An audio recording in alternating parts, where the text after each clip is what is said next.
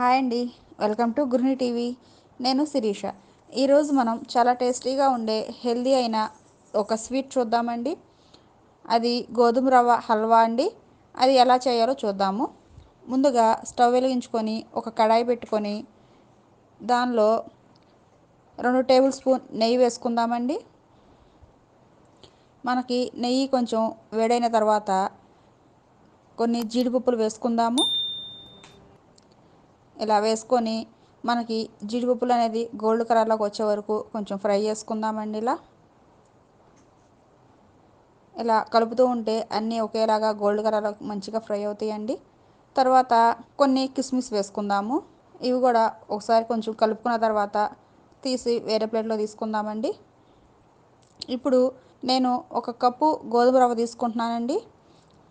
అది నెయ్యిలో వేసి కొంచెం ఫ్రై చేసుకుందాము. ఇలా నేతిలో మొత్తం కలిసేలా కలుపుకోవాలి. ఒక 5 నిమిషాలు ఇట్లా మొత్తం కొంచెం ఫ్రై అలా కలుపుకుంటే మనకు గోధుమ రవ్వ అనేది మంచిగా నెయ్యి అంతా కలిసిపోయి మంచి ఫ్లేవర్ అనేది వస్తుందండి.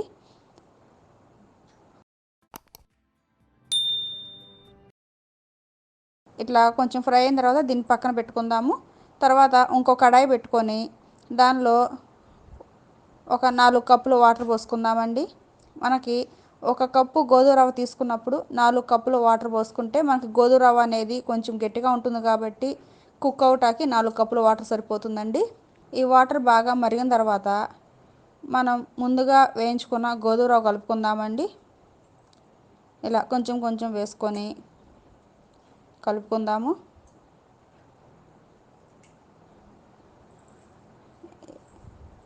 ఒక 2 నిమిషాలు ఇలా కలుపుతూ మొత్తం ఇట్లా కలుపుకుందామండి. తర్వాత సిమ్లో పెట్టుకొని మూత పెట్టుకుందామండి. ఒక 10 నిమిషాలు ఆగి చూద్దాము. చూడండి, మనకు గోధుమ రవ్వ అనేది మొత్తం మంచిగా ఉడికిపోయింది కదా. ఇప్పుడు దీనిలో కొంచెం బెల్లం కలుపుకుందాం. 1 కప్పు రవ్వకి 1 కప్పు బెల్లం తురుము వేస్తున్నానండి. ఎక్కువగా స్వీట్ కావాలనుకున్న వాళ్ళు ఇంకా కొంచెం వేసుకోవచ్చు. ఇట్లా బెల్లం వేసుకొని మొత్తం మనకు ఆ బెల్లం అంతా కలిసేలా కలుపుకుందామండి. మనకు బెల్లం కరిగిన తర్వాత అంతా కొంచెం పలుచన అయిపోయింది కదా, అదంతా దగ్గర పడేలా కలుపుకోవాలి. ఇప్పుడు కొంచెం దీనిలో ఇలాచీ పౌడర్ వేసుకుందామండి. మనకు ఇలాచీ పౌడర్ మంచి స్మెల్ వస్తుంది కదా, ఫ్లేవర్ని ఇస్తుంది. ఇలా కలుపుకున్న తర్వాత చూడండి, మనకు కొంచెం దగ్గర పడింది కదా. ఇప్పుడు మనం ముందుగా వేయించుకున్న జీడిపప్పు కిస్మిస్ కలిపి వేసుకుందాము. ఇలా వేసుకున్న తర్వాత 2 నిమిషాలు ఇలా వేసుకున్న తర్వాత ఒక 2 నిమిషాలు కుక్ చేసుకొని ఇంకా సర్వింగ్ బౌల్లోకి తీసుకుందామండి.